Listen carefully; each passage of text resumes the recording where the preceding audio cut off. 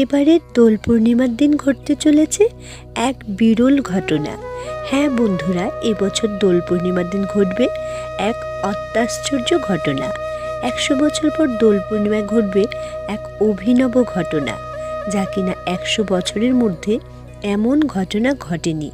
দোলের দিন মূলত 6 ঘন্টা সময় ধরে স্থায়ী হবে এর প্রভাব।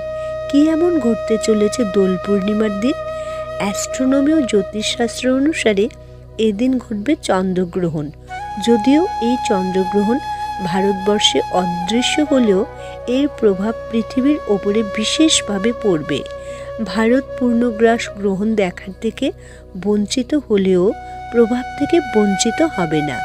মিডিয়ার রিপোর্ট ও জার্নাল অনুসারে বলা হয়েছে, গ্রহণের সময় আকাশ লাল হয়ে উঠবে।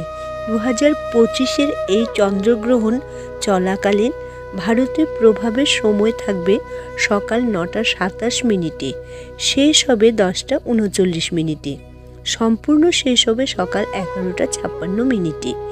এই বিরল চন্দ্রগ্রহণ রাহু ও কেতুর অগ্রাসনে হয়। জ্যোতিষশাস্ত্র মতে কেতুর প্রখর প্রভাবে ঘটতে চলেছে এই চন্দ্রগ্রহণ। জ্যোতিষ ও বৈজ্ঞানিকরা যে সতর্কতা দিয়েছেন তা হলো, গ্রহণ চলাকালীন কোনো শুভ কাজে লিপ্ত হবেন না, বাড়ি বা ঘরের বাইরে না যাওয়াই শ্রেয়। গ্রহণ চলাকালীন আহার করবেন না। সনাতন ধর্মমতে গ্রহণের পর গঙ্গা স্নানকে প্রাধান্য দেওয়া হয়েছে।